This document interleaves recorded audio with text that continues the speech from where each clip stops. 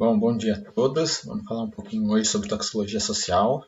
Sei que é a parte que vocês mais gostam aí da disciplina. Muitos aí, né, estão esperando, ansiosos por essa parte. Então hoje a gente começa falando um pouquinho de toxicologia social, um pouquinho uma noção geral, falar um pouco sobre dependência, tolerância, falar um pouquinho sobre o sistema dopaminérgico. E nas próximas aulas a gente falar um pouquinho sobre as diferentes classes de substâncias importantes dentro da toxicologia social, né, os anfetamínicos, a maconha, né, os canabinoides, cocaína, os opioides, por aí vai, tá bom? Então vamos começar então a toxicologia social, que é uma das grandes áreas de atuação da toxicologia, né? Então, como eu falei para vocês anteriormente, a gente acaba dividindo a toxicologia em 5 grandes áreas, né, ocupacional, alimentos, ambiental, medicamentos e social. A gente pode incluir aqui uma sexta área, que é a toxinologia. Tá? Mas a gente vai falar um pouquinho de toxicologia social, que é o nosso tema então, dessa parte da matéria. Bom, então o que é a toxicologia social? Que definição, vocês vão encontrar aí as definições dos livros que a gente indica para vocês estudar na disciplina, tendo a ciência, né, que vai a parte da toxicologia, que vai estudar os efeitos nocivos decorrentes do uso não médico de drogas ou fármacos que causem um prejuízo ao próprio indivíduo e ou à sociedade. É, de certa forma, uma definição simples, porém, assim, como nem sempre fica muito claro que seriam drogas ou fármacos. A diferença entre elas, como vocês talvez não se lembrem, vou passar aqui para vocês. Então, a gente considera como fármaco aqui na disciplina de toxicologia. Fármaco seria uma substância, estrutura química definida, para entrar em contato então, com o sistema biológico, modifica uma ou mais de suas funções. Então, vou falar da maconha? Não. O fármaco talvez seria o delta-9-THC. Né? Então, é uma substância com uma estrutura química definida. Da droga, aí sim, ela é matéria-prima de origem mineral, vegetal, animal, contém um ou mais fármacos. Então, enquanto o fármaco pode ser o delta-9-THC, a droga aí sim pode ser a planta, né? A maconha ou a cannabis sativa. Bom, e o uso não médico seria a exposição a uma droga pelo uso ocasional, frequente ou compulsivo, sendo esse uso aceito ou não pelos padrões de uma sociedade. É importante citar o não médico, porque apesar de a gente pensar em substâncias de abuso, muitas delas ilícitas, muitas vezes esse uso não médico pode ocorrer a partir da utilização de substâncias que são medicamentos. Né? Então a gente tem aí algumas substâncias que afetam, aí, que atuam sobre o sistema nervoso central, que podem também levar aí à dependência. Então, substâncias como anestésicos, como a morfina, né, que é um derivado opioide, ela tem seu lado médico, mas também é muito utilizada com essa utilização não médica. Então, por isso que é importante essa definição dentro da toxicologia social. A gente tem que pensar assim, que drogas ela é um problema. Muitas vai ser rapidamente, vocês vão responder sim, é um problema, professor. Mas é um problema para quem? O indivíduo que está utilizando, para a sociedade. Se pegar a definição e falar para o indivíduo ou para a sociedade, isso é meio óbvio, mas por que ela pode ser um problema para a sociedade? Claro que o indivíduo que passa, né, começa a fazer a utilização, começa a fazer o uso, depois começa a abusar dessa substância, né, ela vai causar problemas individuais, problemas de saúde, dependência, muitas vezes vai deixar de fazer outras atividades de interesse, como a gente vai discutir daqui a pouco, mais à frente, vai acabar se afastando às vezes da própria família, de filhos, né, porque ela vai ficar muito na procura da utilização dessa substância. Então, claro que afeta, pode causar diversos outros problemas, diminuir resposta imune, aí vai. Então, a gente vai ter um problema individual? Claro que vai. Porém, isso extrapola o indivíduo. Claro que isso também se torna um problema social. Como um problema social? A partir do momento em que, por exemplo, esses indivíduos precisam, né, que estão necessitados de uma nova utilização daquela substância química, podem partir aí para o roubo, um furto, né? Às vezes agir com uma maior violência para conseguir algo que possa ser trocado numa nova dose dessa substância. Então, assim, eu tenho um problema social. E esse é um problema social? Não, também tem um caráter econômico. Não, eu estou falando econômico ao indivíduo necessariamente, mas sim a todo o governo, ao Estado. Por quê? Esses indivíduos vão ser necessários aí, programas de tratamento para essas pessoas, não só para tratar a dependência dessas substâncias, a utilização das substâncias, mas muitas vezes elas acabam parando no serviço de saúde por diversos outros problemas, acaba caindo, se machucando, tem outros problemas derivados aí, então às vezes utilizam substâncias de abuso e via injetável, com seringas compartilhadas, e aí acaba adquirindo uma outra doença, e aí vai para o sistema de saúde para ser necessário o tratamento. Posso pensar em econômico também, né? Então, quando eu falo um pouco de sistema de saúde, eu entro aqui no médico, nesse último aspecto. Mas também no econômico, aí, muitas vezes, pensando em força de segurança, né, para tentar diminuir assaltos, furtos por cidadãos que se tornaram doentes dependentes do consumo desses agentes químicos, que vão aí procurar outras formas de adquirir. Então, vai precisar de um maior policiamento, então, tem uns aspectos econômicos importantes, tanto no aspecto médico quanto no aspecto mais de segurança social. Então, é um problema que sai do âmbito apenas do indivíduo e atinge toda uma sociedade. Então, por isso a gente fala da toxicologia social, né? Essa área importante é da toxicologia. Quando a gente pensa em problema médico, a gente tem alguns dados do NIDA, né, que a gente vou até utilizar alguns gráficos, alguns dados bem interessantes do NIDA, que é essa organização norte-americana, que trata exclusivamente do uso, né, e do abuso de substâncias químicas que causam dependência.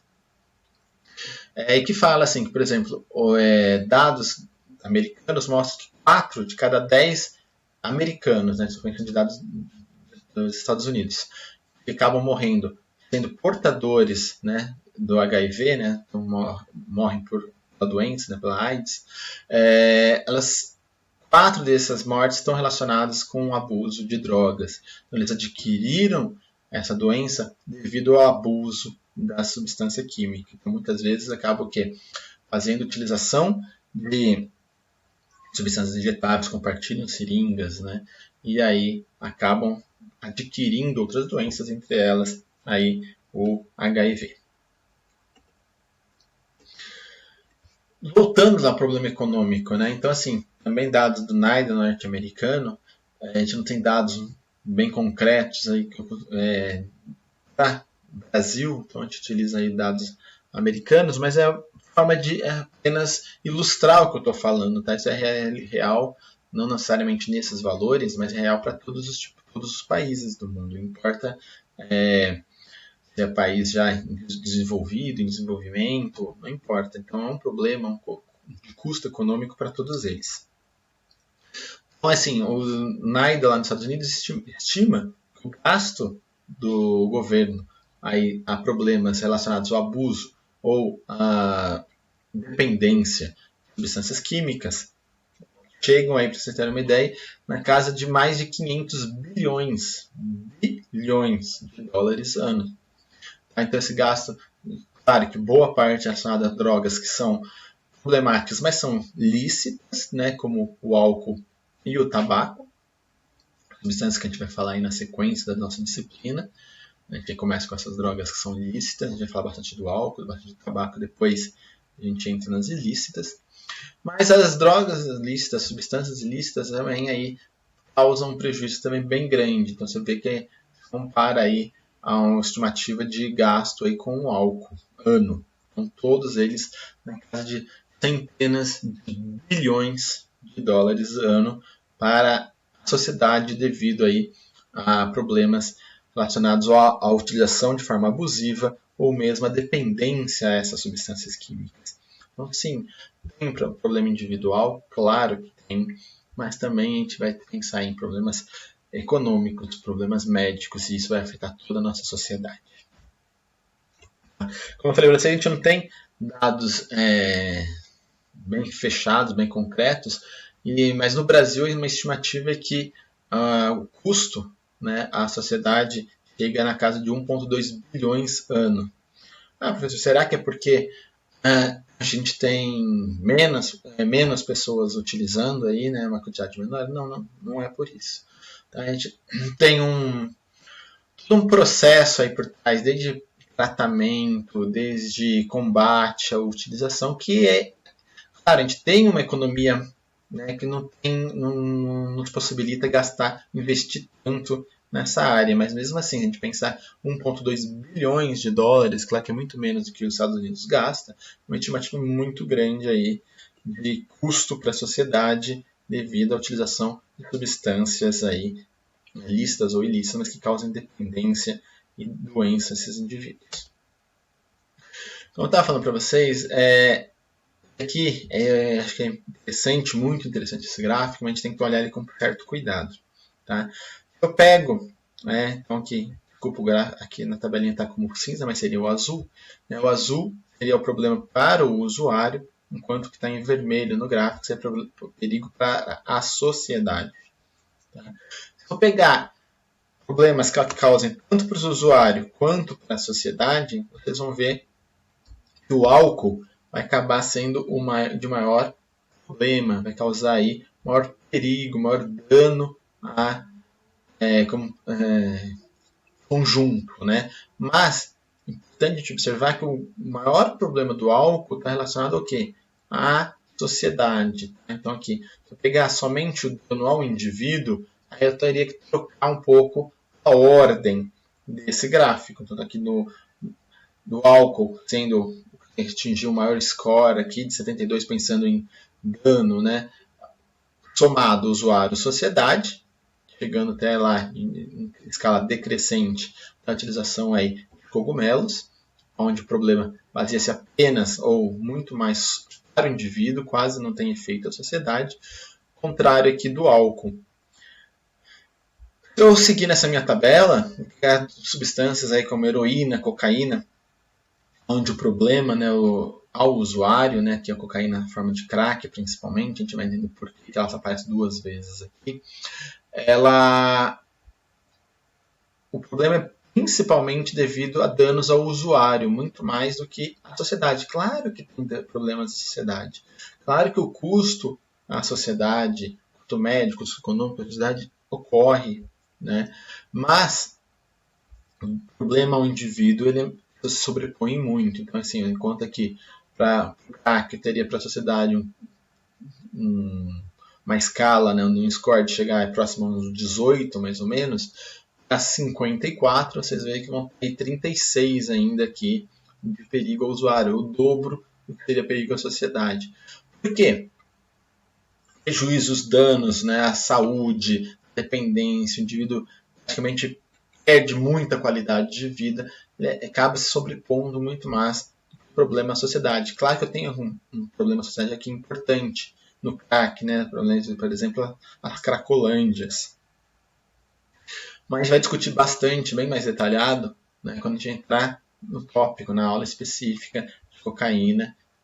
E aí a gente vai contratar bastante aí do crack, a cocaína sendo absorvida e utilizada por todas as outras vias de consumo, né? Então, injetada, inalada, forma de chá.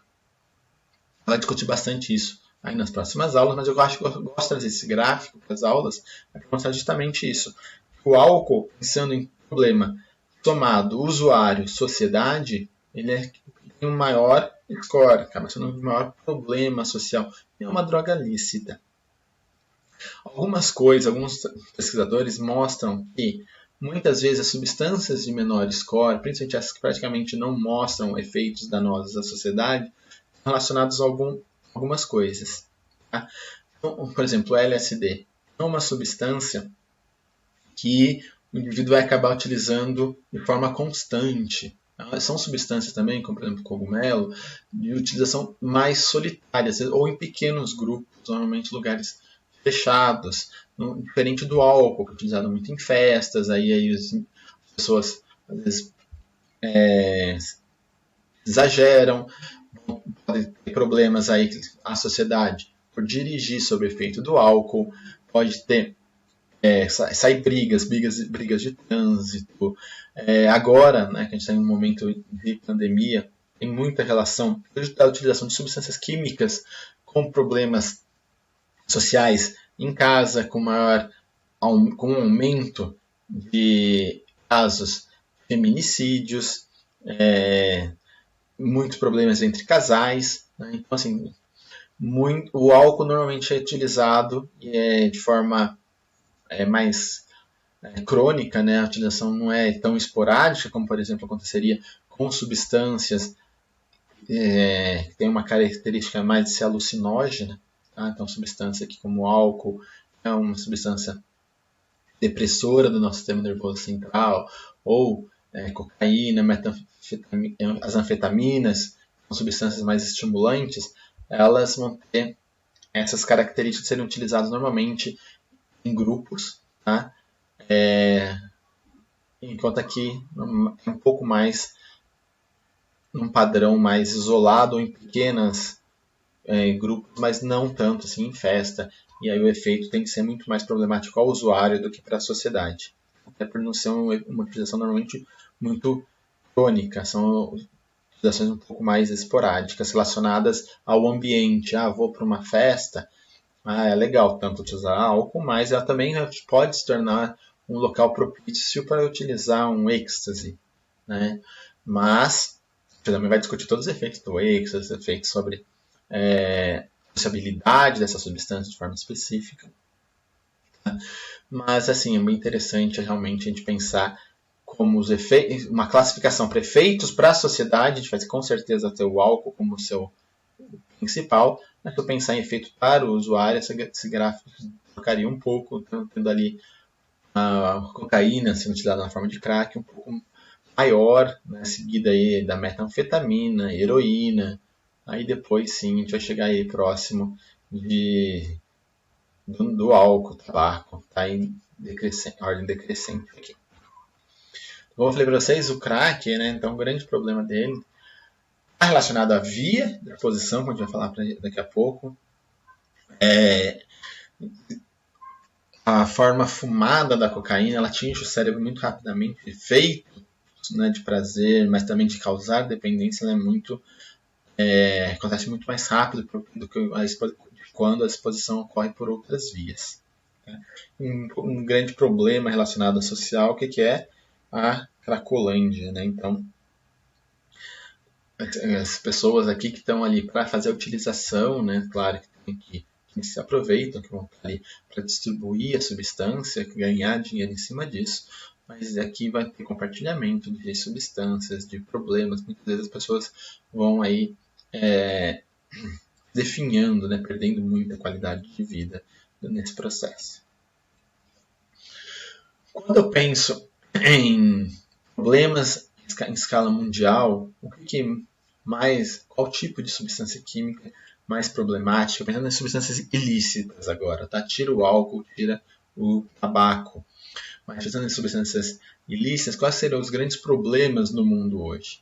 Vamos ver que a África ela tem um problema maior aí relacionado a cannabis, né, o THC. As Américas, de forma geral, muito problema aí com a cocaína nas suas diferentes formas de apresentação, né, tanto crack, como injetável, inalada, né, de forma de pó. Você vê que a América do Norte tem um pouco aí também de tabaco, né, está bem equilibrado aí, de certa forma, aqui com a cocaína, mas as Américas, de forma geral, o problema mais cocaína, derivados. Para a África, muito mais cannabis sativa, né, a maconha.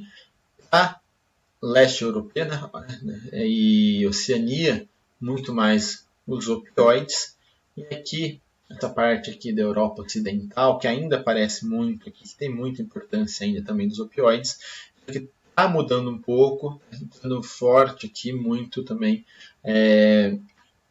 os estimulantes tipo anfetamínicos, tá? Muitos deles sintéticos, tem bastante problema aqui de substâncias ilícitas sintéticas também. Mas voltando aqui para a nossa realidade do Brasil, eu gosto muito desse trabalho. Esse trabalho foi feito aí pelo Laboratório de Análises Toxicológicas dali da USP São Paulo, em conjunto com a concessionária ViaOeste, que é ali nas rodovias próximas ali ao campus da USP de São Paulo, e onde a ViaOeste já executava, né, já executa a Operação Saúde do Caminhoneiro. Então você tem certos locais, certas paradas, o caminhoneiro que tem ali vários tipos de atendimento, tem uma possibilidade aí de um acolhimento, né, voltado um pouco mais à saúde. Então, o pessoal da USP, lá do Laboratório de Análises Toxicológicas, junto à ViaOeste, e ali foi permitido que eles estivessem ali e, de forma voluntária, após entender aí, ser apresentado a eles do que se tratava a pesquisa que estaria sendo realizada ali, claro que é uma pesquisa que seria feita de forma anônima, eles aceitaram doar amostras. Então, uma pesquisa com indivíduos voluntários. E o interessante, né, que a gente observa nesse trabalho é que, pensando em saúde do caminhoneiro, 90% dos resultados deram nesse trabalho positivo para a presença de anfetaminas. 5% canabinoide, 5% cocaína. Ah, professor, quer dizer que 100% dos motoristas estavam sob efeito de substância química? Não, não é isso, gente. Quando eu falo canabinoide 5%, pode ser que tivesse alguns ali, parte deles, utilizando exclusivamente canabinoide, tá? Mas pode ser que estava ali canabinoides e cocaína, canabinoides e anfetamínicos, tá? Então não significa que o total é 100%. Na verdade, os canabinoides por si só não teria muita lógica, né? É uma substância que não vai deixar em alerta ali o indivíduo, não vai ajudar ao motorista ficar um tempo maior capaz de dirigir. Na verdade, muitas vezes os canabinoides são utilizados concomitantes ou com cocaína ou com anfetamínicos, até para reduzir um pouco do efeito estimulante por esses outros compostos. Mas o interessante também em destaque aí das anfetaminas é que, apesar de ser voluntários, a grande maioria, a maioria esmagadora, deu resultado positivo para a utilização de anfetaminas. Mostrando, então, que sim, a utilização de substâncias químicas ela é um problema de saúde, né? Não é à toa que, hoje em dia,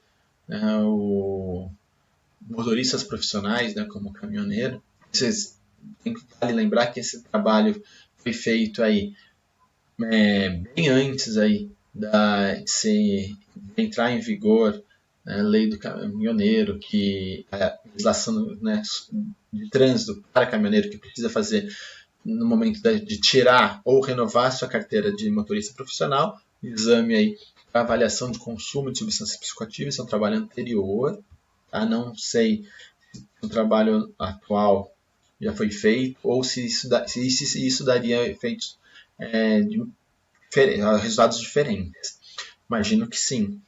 Mas mostra aí que sim, é um problema. Também a sociedade, né, teve que se juntar e ir atrás de uma forma de tentar diminuir isso.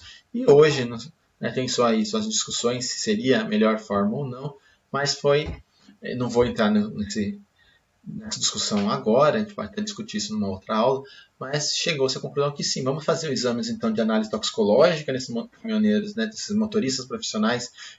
Tem trabalhos como esse que eu estou mostrando para vocês que tem mostrado que eles fazem a utilização de substâncias para se manterem acordados por maior tempo e com isso então conseguir cumprir escalas, né, ou conseguir chegar a distâncias maiores no menor espaço de tempo, e aí sim dobrar sua produtividade ou melhorar muito a produtividade e com isso ganhar né, ter um retorno financeiro melhor.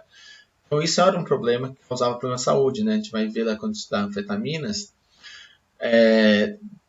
cocaína, né, também, a gente vai falar bastante disso. Mas o caminhoneiro que utiliza rebite, ele, enquanto sobre o efeito da substância, ótimo. Mas quando dá que passa esse efeito, né, então aí pode acontecer o quê? Os apagões enquanto dirigindo, aí isso pode causar muitos acidentes e custar até a vida de outras pessoas, não só do caminhoneiro, muitas vezes. Então aí sim, de novo, mostrando problemas aí à sociedade relacionado ao consumo dessas substâncias psicoativas. Bom, essa era uma introdução aí, então a gente tem, acho que foi suficiente para mostrar para vocês a importância da toxicologia social, né, que ela é um vastíssimo hoje, tão importante quanto todas as outras, né, ocupacional, cada um tem seu foco, né, ambiental, alimentos, mas a social acaba pensando em sociedade, em custo para a sociedade, realmente a utilização dessas substâncias de caráter abusivo, ela acaba tomando grandes proporções, sendo bem problemáticos. Bom, vou falar um pouquinho para vocês, mas como que se desenvolve a dependência? Muitas dessas substâncias, né, eu falei para vocês que dentre as principais ali, né, tinha ali o álcool, isso acabei de ter mostrado um detalhe no gráfico, mas entre as principais ali do gráfico de perigo à sociedade ou indivíduo, as primeiras eram o álcool, depois ali heroína, cocaína, metanfetamina. E o que tem de característica importante dessas substâncias? São substâncias que causam dependência. Por isso a gente vai falar um pouquinho de dependência. Por que substâncias causam dependência a gente utiliza de forma crônica, como eu falei para vocês quando estava falando lá, a gente utiliza ela de forma mais rotineira.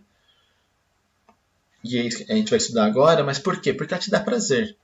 Se você se expõe a alguma coisa que te dá prazer, tende a repetir.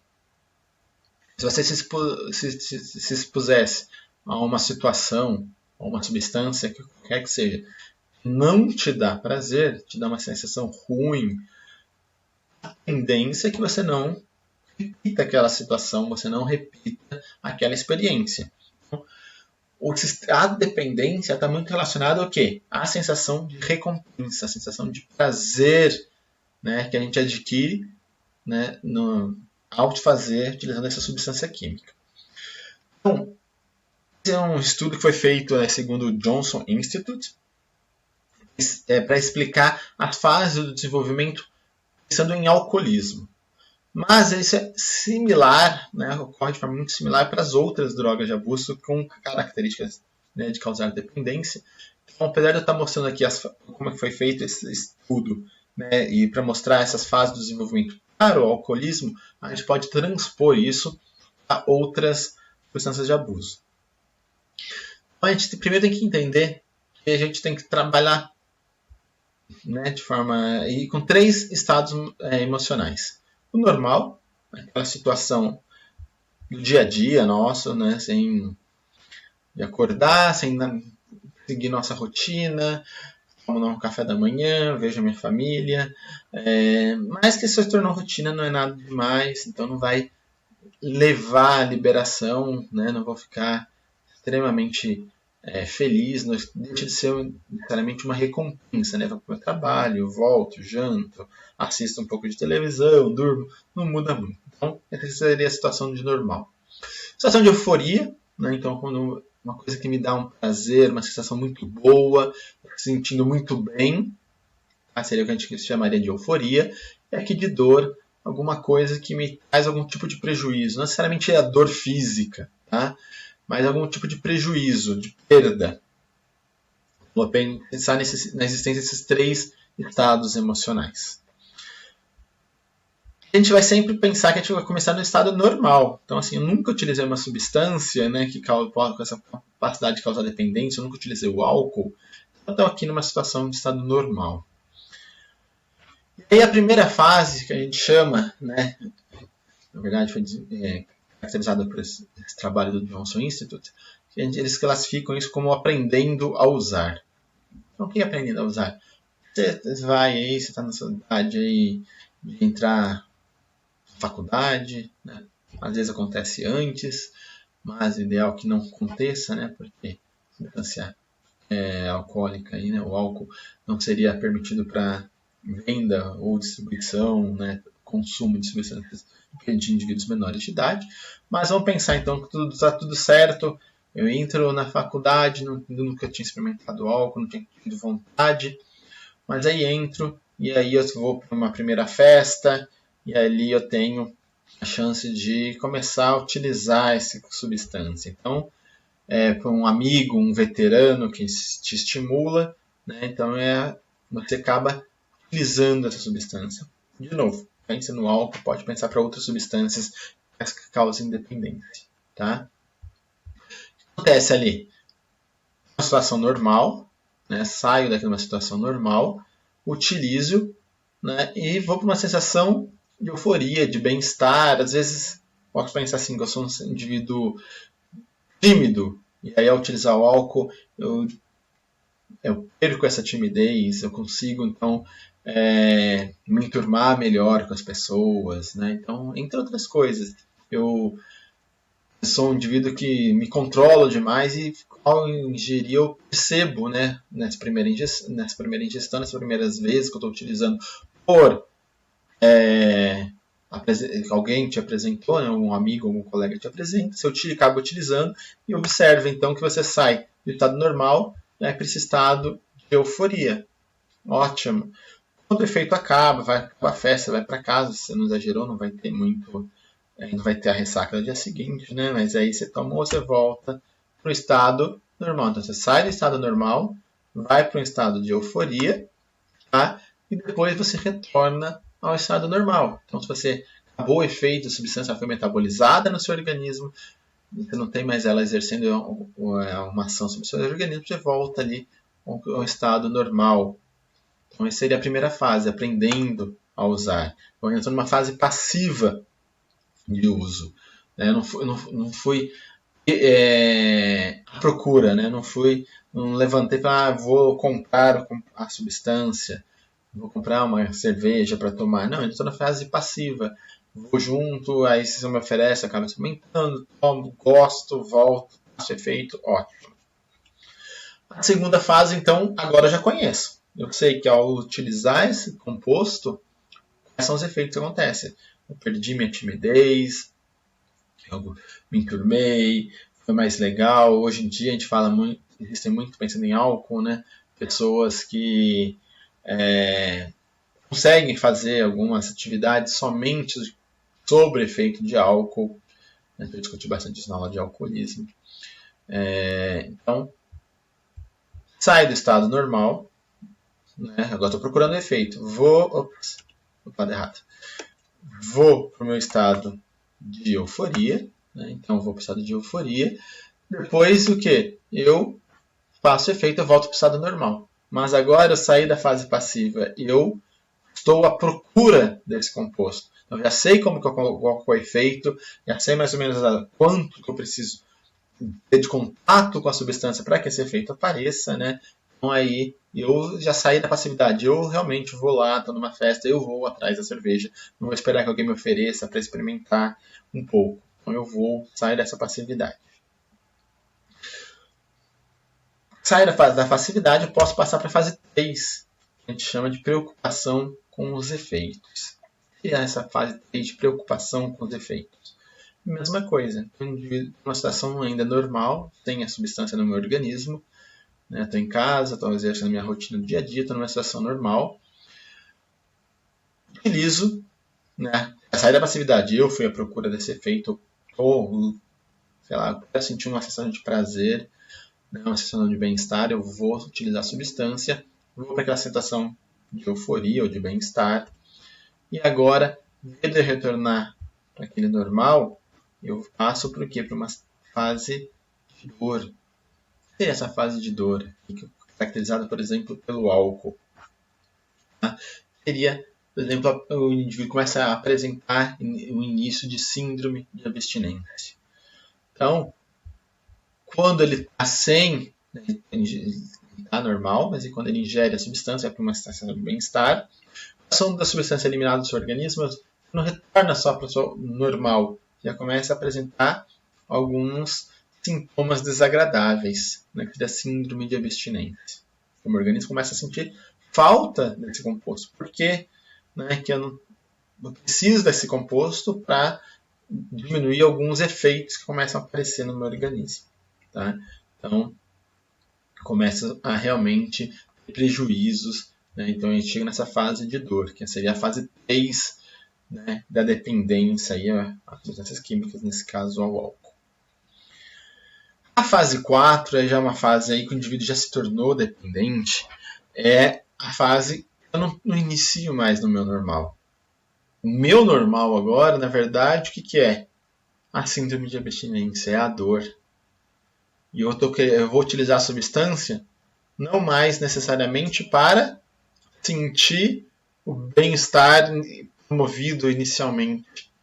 Agora eu estou procurando ser normal. Eu quero eliminar a dor, aquilo que está me causando algum prejuízo. Então eu utilizo a substância para voltar para o estado de normalidade. Né? Se eu tenho lá, com álcool, se eu tenho uma das síndromes, né, que é o delírio tremens, que é a tremedeira, né, típica aí de uma pessoa na síndrome de abstinência ao álcool, ela diminui quando o indivíduo utiliza o álcool. Então eu saio do estado de dor, de alguma coisa que está causando um prejuízo. Ao utilizar, eu vou para o estado normal. Não vou mais para aquele estado de bem-estar que eu gostava lá. Eu paro apenas de sentir esses problemas.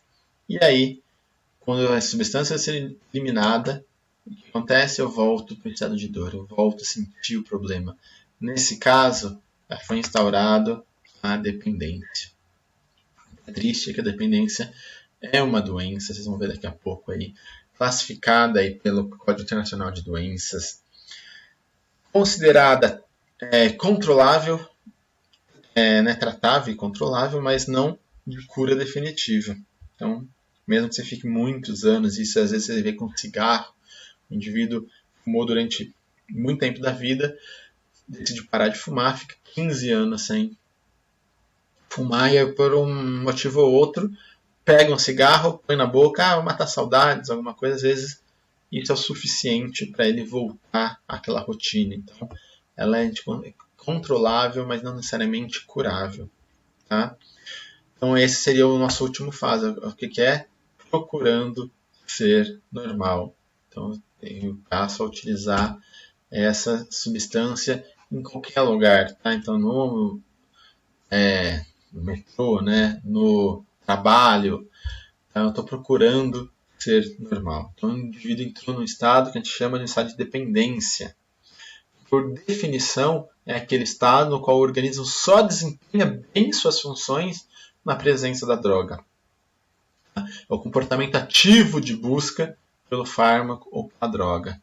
Ela pode ser caracterizada por dois outros fatores, que seria a tolerância e a síndrome de abstinência. Tá? Substâncias que causam dependência, tá? Elas vão agir de duas formas, né? O que a gente chama de reforço positivo e de reforço negativo. O que é o reforço positivo? Aquele bem-estar, aquela sensação agradável. Então eu sinto uma coisa agradável e aí eu quero repetir aquilo, então eu volto a utilizar. E qual que seria o reforço negativo? Quando eu estou sem a substância, eu passo mal. Eu tenho efeitos sobre o meu organismo que eu não gosto, que são totalmente desagradáveis. Então, esse seria o potencial de reforço negativo.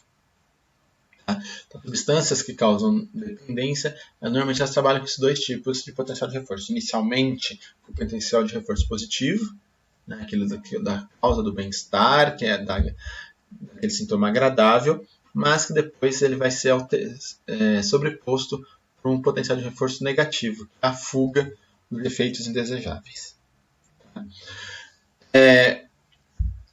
A dependência também, a instalação da dependência, ela vai depender da via de administração. Talvez isso fique claro se eu pensar ali para vocês no caso do crack. Por que o crack apareceu 2 vezes na minha tabela? Eu falei para vocês naquele momento. É o crack, a cocaína, desculpa. Apareceu 2 vezes na tabela. Uma na forma de crack e outra é cocaína caracterizada pelas outras formas de utilização do mesmo composto. Porque a instalação de uma dependência muitas vezes depende da via de administração. Para tentar exemplificar isso, eu utilizo esse trabalho que foi feito, tá, com ratos. E aí, ratos, mesma espécie, mesmo características genéticas, ambientais, alimentação, tudo idêntico. O que aconteceu de diferente nesses ratos? Um grupo, né, foi instaurado neles não é injeção, mas assim, um local para administração, né, um aparato para administração da substância que causava um efeito de prazer no animal na região aqui lombar. No outro grupo, esse mesmo aparato havia administração desse composto que causa essa sensação de bem-estar diretamente na região do sistema nervoso central. Tá? Então, os ratos aprenderam com o tempo que cada vez que eles apertavam essas alavancas, acontecia, eles recebiam uma dose desse composto. O que aconteceu rapidamente? Foi observado que os ratos desse segundo grupo, eles ficavam ali na alavanca, apertando a alavanca quase que de forma constante depois de um tempo, até chegar numa situação de overdose, né, e ao óbito. Quanto aos outros, eles também voltavam, claro, aprenderam, gostaram do efeito, voltaram várias vezes ali para a alavanca, porém, não tão, enfim, a dependência deles, a necessidade deles, né, a esse efeito, né, de apertar a alavanca para sentir novamente esse efeito, ele demorou, foi muito menor no mesmo espaço de tempo do que os que estavam recebendo diretamente no sistema nervoso central, diretamente na região cerebral. Está mostrando então que a via de administração, quanto mais rápido aquele composto atinge o meu cérebro, o meu sistema nervoso central, mais rápido é a possibilidade dele causar dependência no indivíduo. Então, se eu penso na cocaína, a gente vai voltar a falar isso na aula de cocaína, como eu já falei para vocês. O que acontece? A cocaína, eu aperto na forma de crack, eu utilizo ela via respiratória, né? Então, eu vou estar fumando, inalando a cocaína. Ela chega em poucos segundos na minha região do sistema nervoso central e ali exerce o efeito de prazer.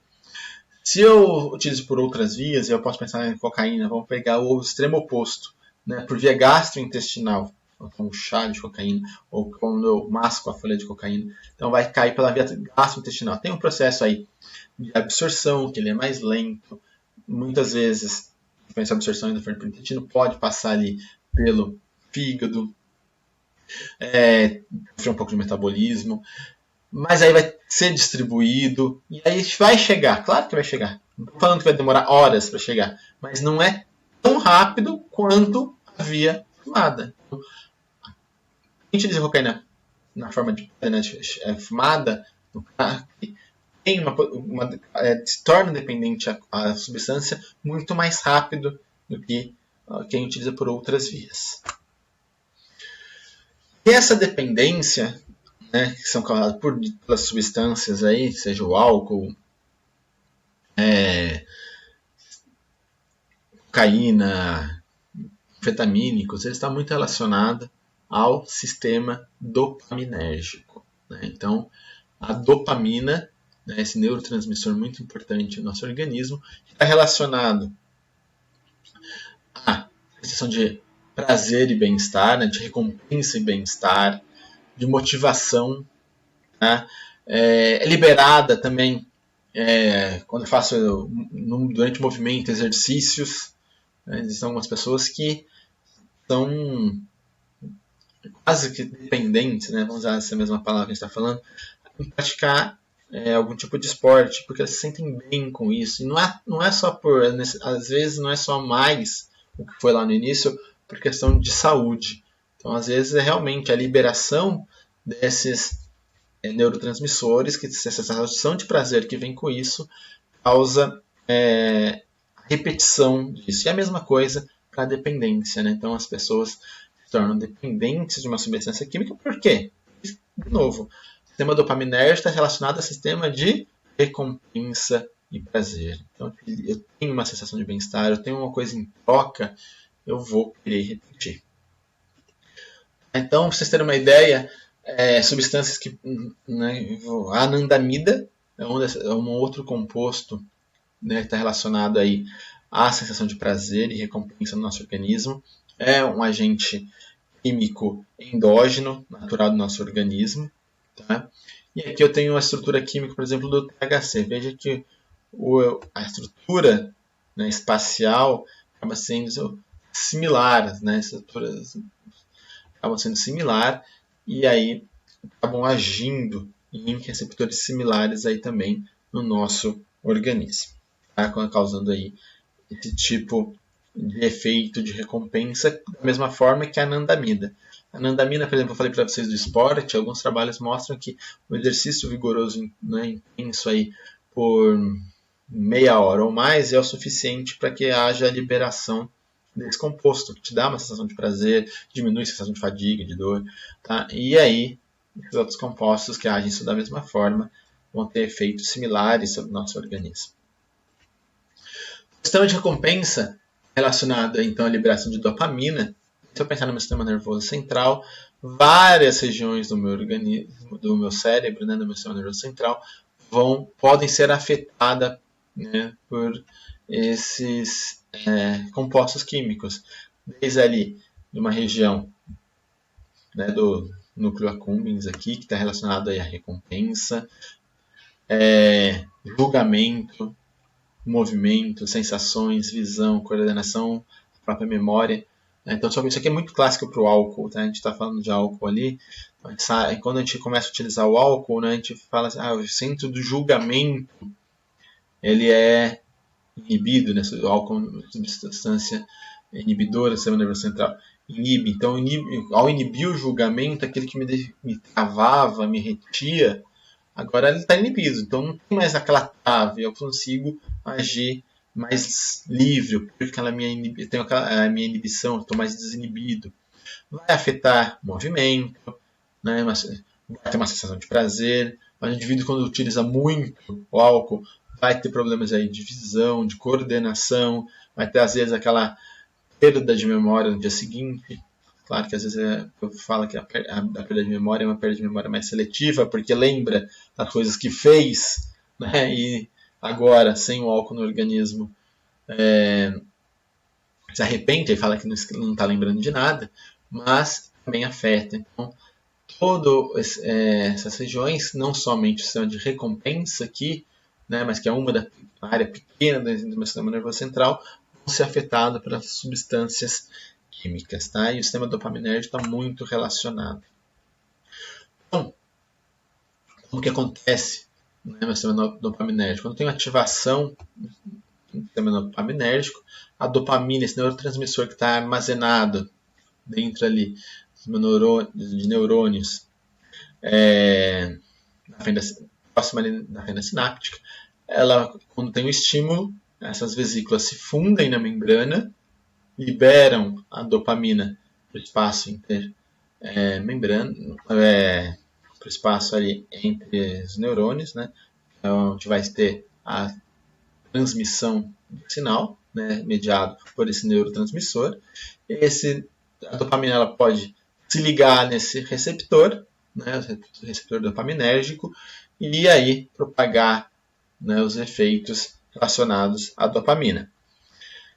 Dopamina também, ao se desligar, isso aqui não fica ligado para sempre, ele desliga, propaga seu efeito e se desliga. Ele pode ser o quê? Recaptado, então tem aqui formas de recaptar esse neurotransmissor. trazer novamente para o interior de vesículas, onde vai ficar armazenado até que eu tenha um novo estímulo. Então, qualquer substância química que consiga atuar sobre esse sistema aqui vai poder interferir aí com sensação de prazer. Se eu tenho uma substância química que estimula, né, a fusão dessas vesículas e a liberação de maior quantidade de dopamina para a fenda sináptica, né, maior vai ser o efeito de estar relacionado ao bem-estar, recompensa, maior vai ser esse efeito. Se tiver uma substância química que inibe a recaptação de dopamina, essa dopamina vai ficar maior tempo também na fenda sináptica, podendo ativar maior número de vezes aí esses receptores de dopamina. Posso também ter as substâncias que agem mimetizando, agindo sobre os mesmos receptores. Ela tem uma estrutura química similar, e aí ao atingir o sistema nervoso central, elas conseguem se ligar nesse mesmo receptor e ativar o sistema de recompensa, o sistema de prazer, mesmo sem que eu tenha tido a liberação de dopamina. Então, essas situações são situações que podem, então, levar à sensação de prazer mediada por outros compostos que não necessariamente a dopamina, mas utilizando o quê? O mesmo sistema dopaminérgico, ou estimular a liberação, tá? Em um momento que não iria normalmente nada que estimulasse essa liberação de dopamina, inibir a recaptação ou mimetizar aí a atuação agindo sobre o mesmo receptor. E a dopamina, como eu falei para vocês, ela é liberada por compostos, por situações de prazer, várias situações de prazer. Não somente a presença de substâncias químicas no nosso organismo. Então, assim, alimentar, né? Então, 100 seria o normal, né? A liberação normal aí, de dopamina. Alimentação, vontade de comer. Então, você vê que você tem um aumento aí de 50% aí na quantidade de dopamina quando eu faço ingestão aí, né, de um alimento. Dá para explicar porque algumas pessoas são viciadas em algum tipo de comida, né? Tem sensação de prazer, né, ao comer.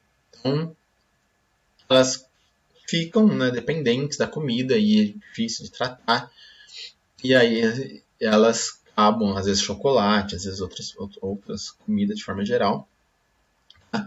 Então, por quê? Tem um aumento de dopamina, tem uma sensação de prazer. Isso, naturalmente, ela foi desenvolvida para que as pessoas, a preservação da espécie, né? Então, a gente precisa se alimentar para obter de energia. Então, tem que ter um prazer com isso. Mesma coisa, assim, o sexo. O sexo também aumenta, né? Então, dobra ali a liberação de dopamina na fenda sináptica. Também, naturalmente, isso ocorre também para quê? Para a preservação da espécie, para a propagação dos genes, né? Manter a prole, manter a espécie. Então, naturalmente, isso foi sendo desenvolvido aí na espécie, não só na espécie humana, como em todas as outras espécies durante o desenvolvimento aí da vida, durante milhares e milhares de anos. Bom, a porcentagem de liberação de dopamina, como vocês podem ver, ela aumenta, né? Então, em diversas situações que te dão prazer. Não vai falar que não tem prazer. Tem prazer, então, que aumenta a situação de dopamina. A cocaína, por exemplo, um dos mecanismos de ação dela é como ela se ligar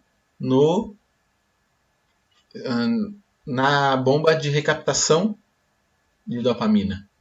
Ela está ocupando o espaço da bomba de recaptação. O que acontece? A dopamina vai ficar aqui, ela não vai ser recaptada, não vai voltar ali para a fenda sináptica. Então ela vai ficar maior tempo podendo o quê? Se ligar aos receptores de dopamina e com isso aumentar a sensação de prazer. Com a cocaína a gente tem aí alguns trabalhos que mostram que esse é o primeiro a ser identificado, mas que ela também pode ativar, né, alguns trabalhos mostram que ela pode ativar também a liberação de dopamina nas vesículas e até, independente da concentração, sobre os próprios receptores de dopamina, mas o principal efeito primeiro identificado é relacionado aí à inibição da recaptação de dopamina pela bombas de recaptação. Tá? Então, eu mostrei para vocês aquele gráfico, e aí eu vou mostrar aqui no núcleo accumbens, que é a região de recompensa, tá? Liberação de dopamina, tá? Sobre essa região aí, então, dopamina, que é em laranjinha aqui no gráfico. Tá? Então, uma substância. Então, a nicotina, cigarro, né? Então, você vê aqui, ó, ao utilizar o cigarro, rapidamente, ó, depois utilizando a droga, né? Em alguns minutos, aí, em meia hora, eu atinjo o pico. É o quê? Mais que o dobro. Né? Lembra que lá eu cheguei máximo lá no gráfico anterior, era em 200 aqui, ó. Então, eu tenho uma sensação de prazer ali na região de recompensa que vai decaindo. Então, logo depois aqui, né, de uma meia hora, mais ou menos, 15 minutos, meia hora, quando eu atingo o pico, começa a ter uma queda, e aí a pessoa, às vezes, ela já pega o próximo cigarro para se manter sempre valores altos aqui de dopamina na fina sináptica, nessa região do núcleo accumbens, região de recompensa. Outras substâncias aqui, anfetamínicos. Olha aqui, anfetamina, quanto que libera. Aumenta em praticamente 10 vezes, tá, a liberação de dopamina na região de recompensa do núcleo accumbens no nosso organismo. Cocaína também tem um aumento aqui, você veja que ela é um tempo, né, um pouco mais prolongado, né, ela fica aqui bem alta aqui por um tempo bem mais prolongado até tornar ao normal. Mas também tem aqui um aumento aí de 3 vezes a 4 vezes na quantidade de dopamina. Então são sensações de prazer bem intensas, bem maiores do que outras situações, às vezes, no nosso dia a dia que nos traz prazer. Tá?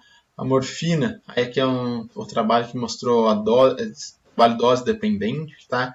Então, meio miligrama por quilo, depois em azulzinho aqui 1, em verde 2,5, em branco aqui por cima 10 miligramas por quilo. Então, assim, todos eles elevaram a quantidade de dopamina na fenda sináptica. Claro, quanto maior a dose da substância, maior foi o tempo, né, a porcentagem total liberada e o tempo que permaneceu alto aí nessa região de recompensa do meu organismo.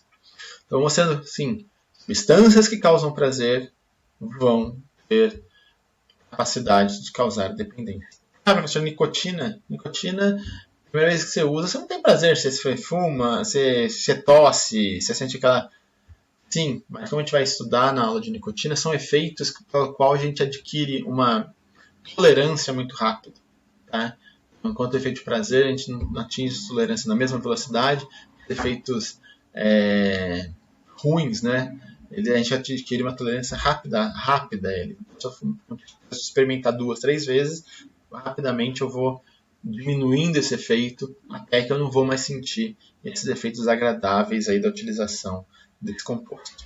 Tá? Mas a gente vai discutir mais detalhado quando a gente chegar na aula sobre nicotina. Bom, existem critérios para se considerar uma pessoa dependente de drogas, tá? De acordo, então, com algumas classificações, eu gosto de utilizar mais o CID, né, a Classificação Internacional de Doenças, né, o CID-10 fala um pouquinho sobre a dependência. A gente classifica o indivíduo como dependente, como esse problema de dependência, se no período de 12 meses ou 1 ano, ele apresenta 3 dos seguintes sinais e sintomas. Tá? Então, vou mostrar para vocês 9, e se ele apresentar 3 desses sintomas no período de 1 ano, significa que ele pode ser classificado e considerado indivíduo dependente. Bom, primeiro, a forte desejo ou a compulsão de consumir algum tipo de droga. Eu tenho um desejo muito forte, eu não consigo me controlar, eu tenho aquela substância, ali a compulsão, eu vou utilizar. Então, seria o primeiro fator. O segundo é a consciência, né, consciente da dificuldade que tem em controlar a ingestão dessa substância, tá? Tanto para iniciar esse consumo, não consegue controlar, como também para saber a hora de parar. Ele tem consciência que ele não consegue, ou não consegue começar, ou quando ele começa ele não consegue parar, ele não sabe a hora de parar o consumo. Tá? Então seria um segundo fator que poderia caracterizar o indivíduo com essa doença que é a dependência. Terceiro, fazer a utilização de substâncias psicoativas para atenuar sintomas de abstinência. Então, o indivíduo com plena consciência da efetividade de tal estratégia. Isso que é o mais interessante. Então, ele sabe que está apresentando, sei lá, aquela tremedeira lá do álcool, mas ele sabe se ele ingerir o álcool, a tremedeira vai passar. Então, ele faz isso. Né? Então, eu preciso parar de tremer para fazer alguma atividade profissional, alguma outra coisa. Eu estou consciente. Então, eu vou beber uma lata de cerveja, um copo de uísque, alguma coisa, vai ser o suficiente para me controlar e eu parar aí com essa minha tremedeira. O quarto seria o próprio estado fisiológico, a abstinência, né? Então, os problemas relacionados aí, físicos e mentais relacionados aí à abstinência.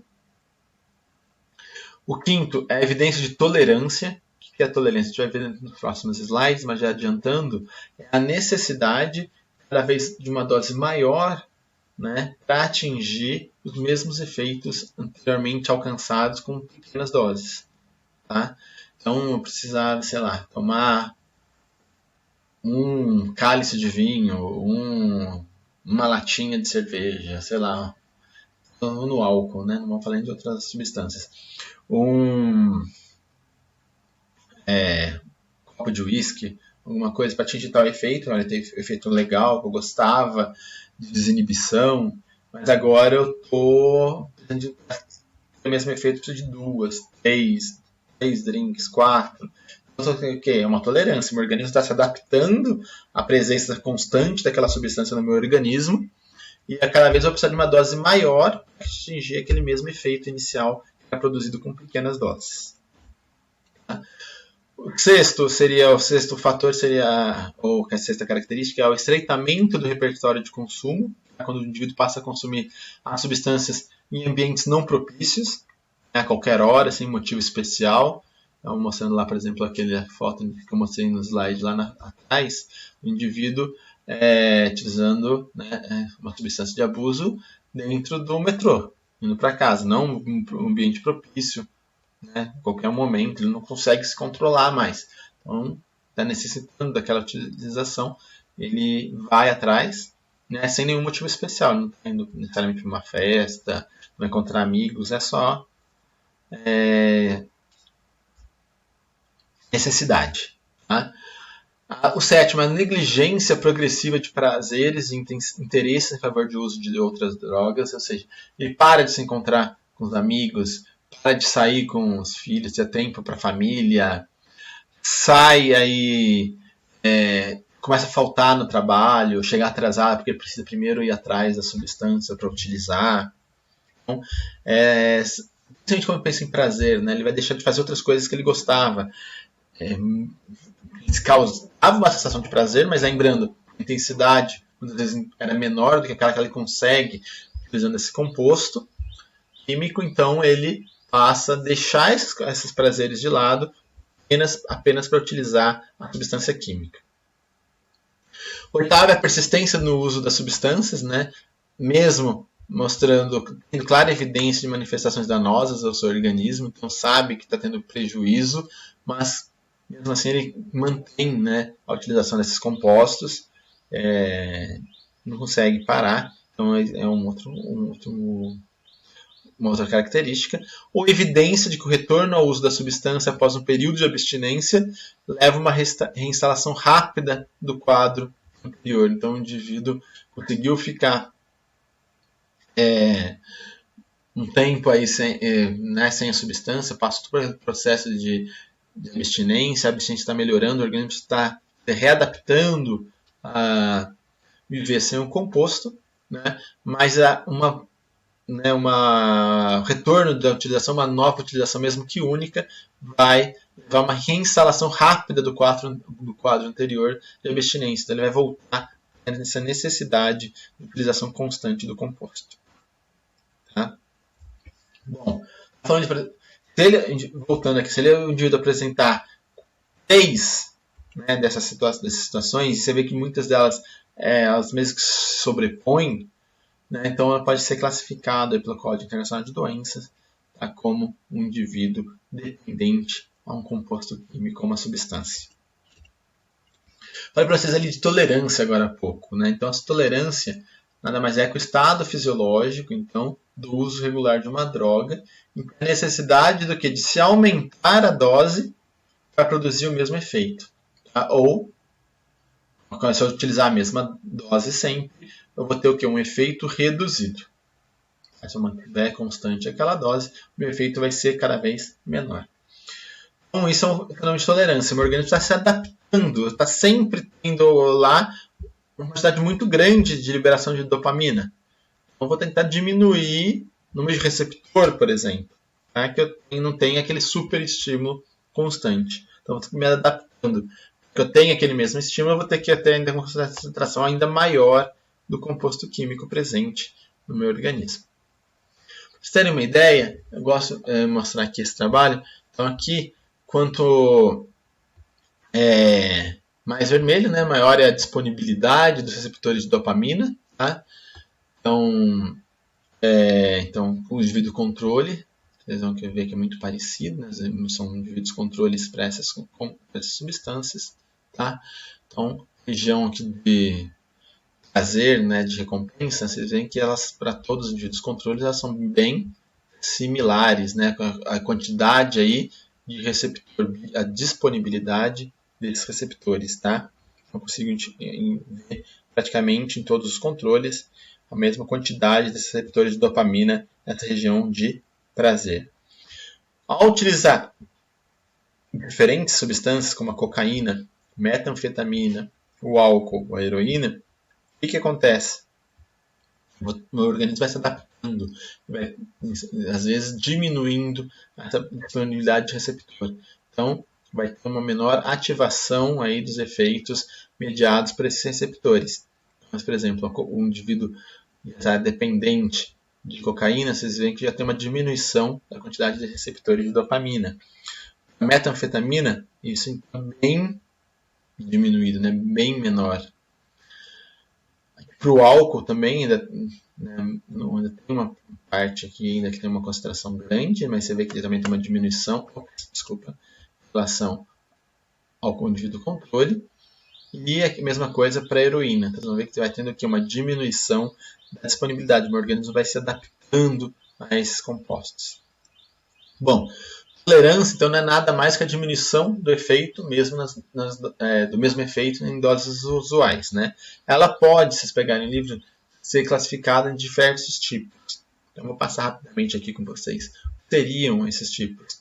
A primeira seria a tolerância inata ou natural, né, que é uma sensibilidade determinada geneticamente por diferentes polimorfismos, ou seja, algumas pessoas podem ser mais resistentes ao aparecimento do efeito quando toma a mesma dose, né, do que um outro indivíduo.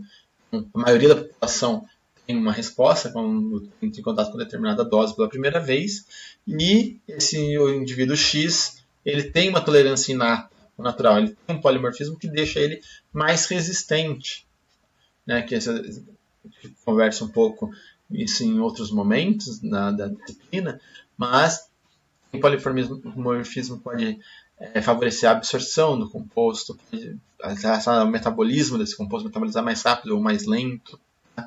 E aí o indivíduo pode se tornar aí, ter um pouco mais tolerante. O efeito, para aparecer esse indivíduo, precisaria de uma dose ainda maior.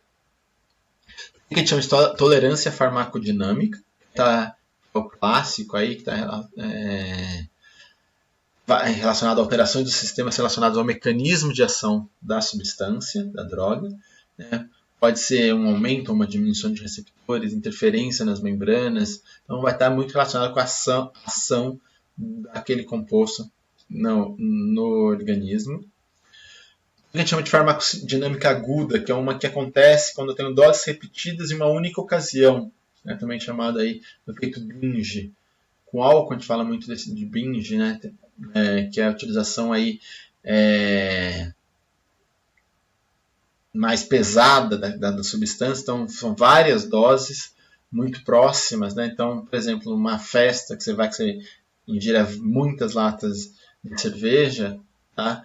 Seria uma utilização de binge, e isso faz com que as próximas doses, né, as doses seguintes, elas vão ter um efeito menor do que as primeiras, tá? O que a gente chama de tolerância metabólica ou farmacocinética, que é a indução do sistema de biotransformação por outros compostos, né, reduzindo seus efeitos. Então, ao metabolizar composto X no Y, ele perde aquela capacidade de causar sensação de prazer. Então, eu tenho uma indução do sistema metabolizador, vou metabolizar aquilo mais rápido, essa substância X mais rápida, transformando ela mais rapidamente na substância Y, que não causa mais essa sensação de prazer. Então, eu tenho essa tolerância, porque eu tenho um sistema metabólico agora mais ativo, tá? Ele foi induzido. Tolerância cruzada, que a gente vai citar em alguns compostos, né? Quando o usuário ele utiliza composto X, começa a exibir tolerância, aí ele vai então não estou tendo o efeito desejado com esse composto, vou partir para o composto Y. Por exemplo, barbitúricos e benzodiazepínicos. São medicamentos, mas também são utilizados aí de forma abusiva e que tem o mesmo mecanismo de ação, né? Que por acaso o álcool também tem esse mesmo mecanismo de ação que está relacionado à abertura dos canais de cloros ligados aí ao neurotransmissor GABA. O sistema GABAérgico.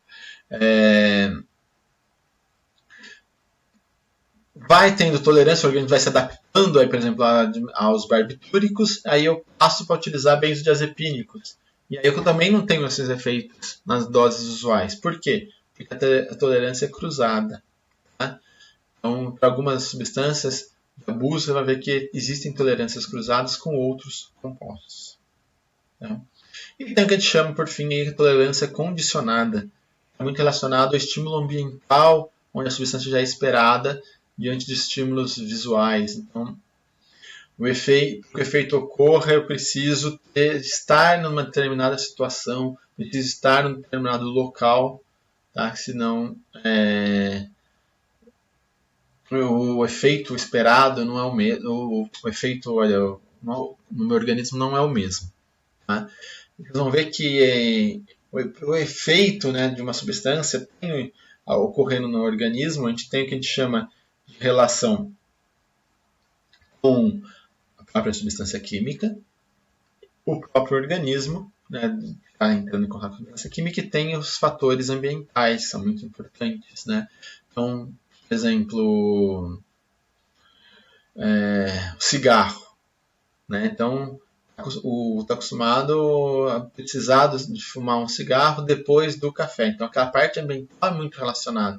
Então, tomou um café, precisa do cigarro. Então, toda vez que eu dar um café, necessariamente eu preciso do cigarro. Então, essa parte ambiental, ela pode ser tanto para estimular a utilização, mas também leva a uma questão de tolerância condicionada, também que eu preciso desse estímulo ambiental, né, para que o efeito aconteça de forma similar. Bom, para finalizar essa parte da aula de hoje, da disciplina, né, a gente vai continuar falando bastante ainda de toxicologia social, falar um pouquinho de tratamento. Como que ocorre o tratamento aí para dependência? Eu já falei para vocês que dependência é uma doença classificada no Código Internacional de Doenças, tratável, controlável, porém não de plena cura, né? Tanto é que você pode ficar muito tempo sem a substância, né? Passar por todo processo de síndrome de abstinência, de readaptação do meu organismo a trabalhar sem a presença daquele composto químico no meu organismo, mas se eu utilizar uma nova substância, utilizar a substância para uma nova experiência, eu volto a ter todos aqueles sintomas iniciais, por isso que é considerada não necessariamente com cura, mas de controle, possível de ser controlada. O tratamento, normalmente ele é pouco eficiente Primeiro, devido à baixa aderência. Trabalhos mostram que 60% a 70% dos pacientes abandonam o tratamento nos primeiros 6 meses do tratamento e já abandonam. Ao abandonar, fica mais propício, né? Muitas vezes porque eles já entendem que já não precisa mais de tratamento e que não precisa mais passar por aquilo, que ele já conseguiria se controlar, e nem sempre é verdade. Na verdade, muitas vezes, a maioria das vezes não é verdade. Recaídas são frequentes, né? 50% dos pacientes normalmente retomam a utilização daquele composto nos primeiros 6 meses. 90% relatam pelo menos uma recaída durante o primeiro ano, desde que começa a tratar e para parar de utilizar a substância. Normalmente o tratamento baseia-se na internação, que é um ambiente mais controlado, para dificultar o acesso ao composto químico. Então, isso também faz com que muitos não queiram, né, ou tentem fugir, né, que não querem ficar presos, né, querem manter sua vida. Um outro problema é que a dependência ela não é vista como uma doença, né? Normalmente eles entendem que esse processo seria mais para um processo de desintoxicação, para eliminação do composto presente no organismo, né? Depois que eu eliminar aquilo que já tem no meu organismo, não tem mais problema. Não entende que aquilo é uma doença crônica. Eu vou precisar de um acompanhamento, de um tratamento por muito tempo, né? Fiquei um tempo, a substância já deu tempo de ser eliminada do meu organismo, então não vou ter mais nenhum problema. Tá? Pouca participação também por profissionais de saúde, né? Normalmente os profissionais que trabalham com tratamento de dependência são o pessoal da psicoterapia, né? São os profissionais psicoterapeutas, não tem muita interação com outros profissionais da saúde, também às vezes poderia ajudar aí nesse processo de tratamento. Tá? Bom, essa seria a primeira aula assim, dessa parte social. Espero que tenham visto a importância, entendido aí um pouco do mecanismo de dependência, como que ela vai se desenvolvendo, a importância do sistema dopaminérgico. E a partir daqui, então, a gente vai falar um pouquinho de diversas substâncias aí, lícitas e ilícitas, né, que podem ser classificadas entre estimulantes, depressores ou alucinógenas. Entre os estimulantes, exemplos de substâncias, a gente tem a cocaína, né, ou o crack, nada mais que a cocaína. Anfetaminas, né, por exemplo, aí eu tenho aí Improporex, o famoso rebite do caminhoneiro, que era muito utilizado anteriormente, há uns anos atrás aqui no Brasil, para emagrecer, mas anfetamínico. As metanfetaminas, desculpa que o êxtase em parênteses está errado, mas o êxtase é o MDMA, não a metanfetamina, né? São outros anfetamínicos. Anticolinérgicos como atropina e escopolamina. Antidepressivos tricíclicos, né? Como anafranil, amineptina e a própria nicotina. São todas substâncias aí que têm caráter estimulantes, né? E que são muitas vezes podem causar dependência dos indivíduos que vêm utilizar. Tá?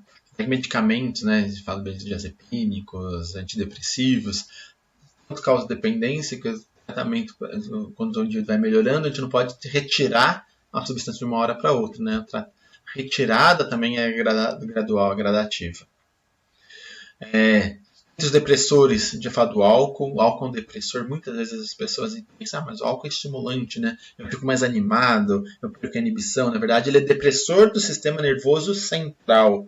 O efeito, né, final pode parecer estimulante porque ele deprimiu, ele inibiu o sistema que controlava, que te segurava. Então, como ele deprimiu essa região, agora você está mais solto, né? Então, por isso que às vezes parece um efeito estimulante, mas o álcool é um depressor do sistema nervoso central. Além do álcool, tem lá os medicamentos como barbitúricos, benzodiazepínicos, os derivados do ópio, né, os opioides, heroína, codeína, morfina, metadona, dolantina. Né, então, desde medicamentos, aí, a substância ilícita. Solventes, né, tolueno, outros solventes que são utilizados aí. São depressores. GHB, que é o gama-hidroxibutírico, a gente vai falar um pouco dele quando a gente estiver falando aí, principalmente a gente vai falar um pouco do Boa Noite Cinderela, né? Muitas vezes tem a utilização do GHB. E entre os alucinógenos, posso citar aí a maconha, mescalina, LSD, né, os cogumelos. Sim, maconha ela é classificada como alucinógena. Eu sei que, professor, mas achei que ela era mais depressora, deixa o indivíduo mais letárgico, né, sem ter vontade de fazer muita coisa, mais calma na dele lá. Não, mas sim, ela tem essa capacidade também alucinógena, então ela acaba sendo classificada como um indivíduo uma substância, um composto alucinógeno. Depois eu vou falar para vocês, acabei não mostrando aqui, a gente tem outros compostos que são bastante utilizados, o próprio butano, né, a famosa gás de buzina, né, que aí também está relacionado à diminuição da oxigenação cerebral, mas que também dá um efeito aí que muitas vezes procurado pelas pessoas aí para um uso recreacional social. Tá certo, gente? Então isso era a aula de hoje. A gente vai ter um encontro aí presencial na disciplina logo. E aí, síncrono, né?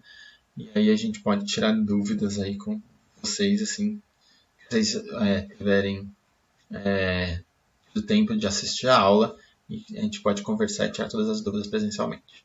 Tá bom? Muito obrigado e até mais.